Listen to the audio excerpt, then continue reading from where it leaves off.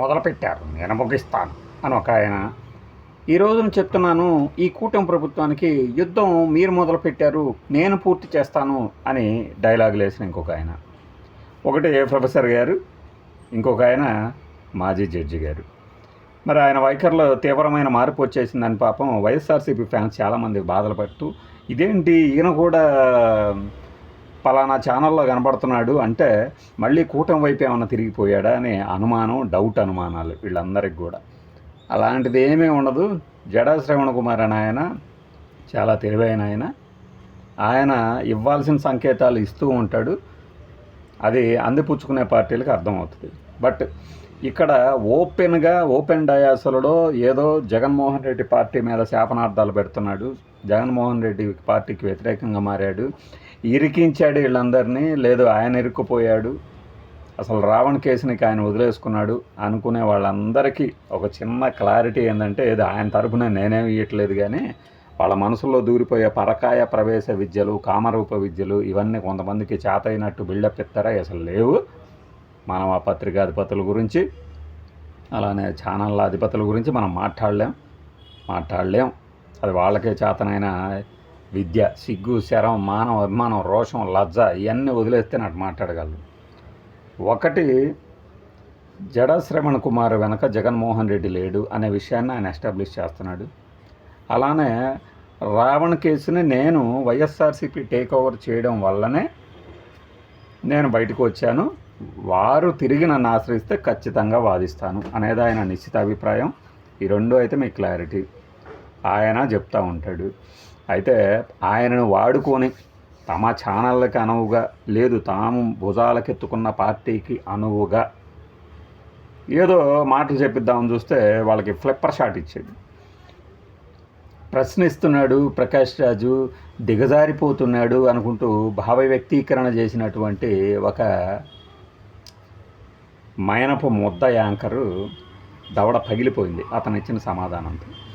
ఏమని, ఆయన ఏ విషయం గురించి దిగజారిపోతున్నారు అని అంటున్నాడంటే ప్రకాష్ రాజు, ఏమో మీ మీడియాలో జరుగుతున్న అంశాల గురించి అంటున్నాడేమో అని.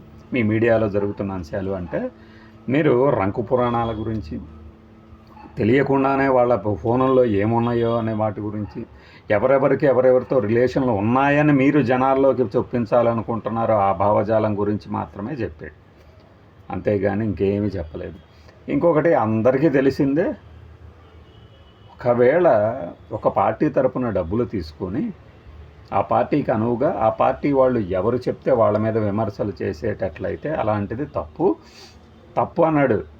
చట్ట వ్యతిరేకం వల్ల శిక్షలు పడతాయి అనలా. ఎందుకంటే ఆయన ఎవరితో మాట్లాడుతున్నాడు, వాళ్ళు చేసేది ఏంటి మరి, వాళ్ళు చేసేది ఏంటది. కాబట్టి ఆయన చెప్పింది తప్పు. అలా రావణ్ కనుక డబ్బు తీసుకొని ఫలానా వాళ్ళని విమర్శిస్తే బాధపడే వాళ్ళలో మొట్టమొదటి వ్యక్తిని నేను అవుతాను అన్నాడు. అంటే దాని అర్థం ఏంటి, ఆయన నమ్మట్ల. ప్లస్ ఓపెన్ మైండ్ అంటే నేను చాలాసార్లు చెప్పా, ఓపెన్ మైండ్ అంటే మనకు ఒక అభిప్రాయం ఉండటం, అవతలవాడి అభిప్రాయాన్ని గౌరవిస్తాడు, లేదంటే అతను మన అభిప్రాయాన్ని తప్పు అని రుజువు చేయగలిగిన రోజు దాన్ని అంగీకరిస్తాడు. అప్పుడు దాకేమి ప్రతివాడు చెప్పిన అభిప్రాయాన్ని స్వీకరిస్తాడని కాదు. అట్లానే ఆయన చెప్పిన దాన్ని బట్టి ఆయనకి నచ్చినట్టు ఆయన మాట్లాడాడు. రావణ్ అనే వ్యక్తి దానికి డబ్బులు ఇచ్చారా, నచ్చి, అది వేరు. కానీ అతనికి డబ్బులు ఇచ్చి మాట్లాడిస్తే తప్పు అన్నాడు. దానికి శిక్షలు పడతాయా? పడేటట్టయితే చాలా ఛానళ్ళు ఉంటాయి. అసలు లాయర్లకు మనం డబ్బులు ఇచ్చి ఫీజులు ఇచ్చే కదా మన తరపున వాదించుకునేది. మరి దాన్ని ఏమంటాం? ఇది కొద్దిగా out of the line question. దాని పక్కన పెడితే, యుద్ధాన్ని మీరు ప్రారంభించారు, నేను ముగిస్తాను. ఎక్కడిస్తారు ముగింపు? ఆ ఒక్క ప్రశ్నకు మాత్రం జడా శ్రవణ్ కుమార్ గారి దగ్గర ప్రస్తుతానికి లేదు సమాధానం అని మేము అనుకుంటున్నాం. ప్రస్తుతానికి మనకు బయట ఆయన మాట్లాడిన మాటలు బట్టి, అంతేగాని ఆ యుద్ధం ఏంటో, ఆ ముగింపు ఏంటో వాళ్ళు తెలుసుకోవాలి. ఈ రావణ్ కేసుల్ని ఈయన వాదించడాన్ని పక్కకు తప్పుకోవడానికి నేను ఎలా అర్థం చేసుకుంటానంటే, ఇది సుప్రీంకోర్టు దాకా వెళ్ళాల్సి రావచ్చు. ఈ సమయంలో ఆర్థికంగా ఎన్నిసార్లైనా తిరగగలిగినటువంటి స్తోమత కానీ ఓపిక కానీ ఆ పార్టీకి ఉంది. కాబట్టి ఆ పార్టీ తీసుకున్నప్పుడు ఇంకా నేనెందుకు, అయితే నన్ను వదిలేసి ఇలా వెళ్ళటం ఏంది, నాకు ఒక మాట చెప్పకుండా అనేది ఆ ఈగో హర్టింగ్ సంబంధించింది. అట్ ద సేమ్ టైం ఇందాక నేను చెప్పినట్టు తెలివిగా నా వెనక జగన్మోహన్ రెడ్డి లేడు అని క్లియర్గా ఓపెన్గా చెప్పాడు. అందరి చేత నమ్మించేలాగా కూడా చేయగలిగారు కదా. నమ్మించేలాగా అంటే ఈ ఆరోపణ నిజం కాదు అని ప్రూవ్ చేయగలగటం. కాదు అంటారా? ఎలా అంటారు? ఇక రావణ్కి సంబంధించిన కేసు కొద్దిగా బెదిరింపు ధోరణి. సంవత్సరం పట్టొచ్చు బెయిల్ రావడానికి అని. పట్టొచ్చు, అసలు విచారణకే రాకుండా ఎప్పటికప్పుడు వాయిదాలు పడుతుంటే సంవత్సరం కూడా పట్టొచ్చు. అంత మాత్రం చేత సంవత్సరం కూడా పట్టొచ్చు. కఠినమైన శిక్షలు అంటే ఇవి ఏంది కఠినమైన శిక్ష? ఆయన మొదటి రోజు మాట్లాడింది ఏంటి? 2 కామెంట్లు చేస్తే ఉపా చట్టం ఎలా వర్తిస్తుంది అన్నది. తర్వాత ఇప్పుడు వేరే సెక్షన్ల గురించి మాట్లాడుతున్నారు. ఆ వేరే సెక్షన్లు పెట్టినప్పుడు వాటికి బెయిల్ రాలేదా? సరే వచ్చి రాలేదు, ఈసారి రాదు అనుకున్నాను. ఏం కోర్టులు ఏమన్నా కళ్ళు మూసుకొని కూర్చుంటాయా? వాయిదాలకు వచ్చినప్పుడు ఏమేమి ఆధారాలు చూపిస్తారో చూస్తారు కదా. ఇక అవుట్ ఆఫ్ ద బాక్స్ వెళ్ళి మాట్లాడటం, ప్రతిదానికి ఆధారం ఉందంటే ఏ కోర్టులో అయినా ఏ కేసులో అయినా శిక్ష పడే ఆధారాలు తీసుకొస్తే ఎలాంటి దానికైనా శిక్ష పడుతుంది. దానికి ఏముంది? దానికి మళ్ళీ ప్రత్యేకంగా నేను చెప్తున్నాను ఇది గనక అసలు ఎలా ఉంటుందంటే అలా ఉంటుందంటే అంటే మీరే సమర్థులు కాబట్టి మీరే వాదించండి అంటారా? ఏమనరు. అట్లాంటివి ఏం జరగవు. ఆయన మీద పెట్టిన సెక్షన్లు ఏంటో, చూపిస్తున్న ఆధారాలు ఏంటో ఇంకొక నెలలో తేలిపోతాయి. ఎందుకంటే ఎన్నాళ్ళు విచారిస్తారు మీరు? వీడియోల్లో చూపించిన కామెంట్లను చూపించి ఇంత కఠినమైన సెక్షన్లు పెట్టేసేసి మేము ఇంకా ఎంక్వైరీ చేస్తున్నామంటే ఆధారాల కోసం ఇప్పుడు ఎంక్వైరీలు చేస్తారా? మీకున్న ఆధారాలు ఏంటో ముందు చూపించండి.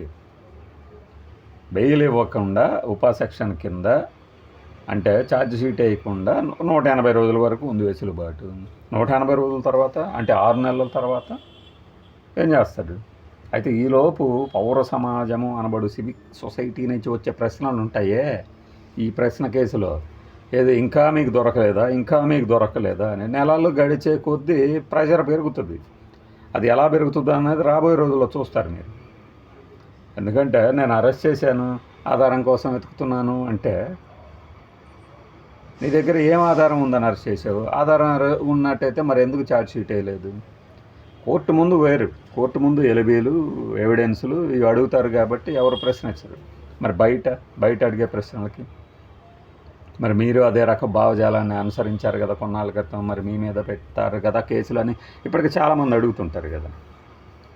అది సినిమా మాధ్యమాలు వాటికి వీటికి ఎలా పోలిక తీసుకొస్తారు అనేది నా భావన. మిగతా వాళ్ళు అలా కాదు కదా. ఇప్పుడు ఒక చిన్న ఇన్సిడెంట్ జరిగితేనే 2 వర్గాలుగా చీలిపోయి సోషల్ మీడియాలో కొట్టుకుంటూ ఉంటారు మాటలతో.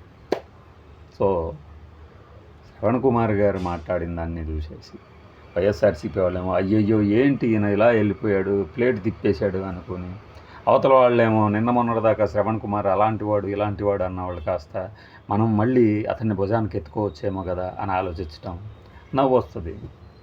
రిజల్ట్ని బట్టి డ్యాన్సులు చేస్తే ఎట్లా? కానీ ఆయన తెలివైన గేమ్ ఆడుతున్నాడు. అది అర్థమైన వాళ్ళకి మాత్రమే అర్థమవుతుంది.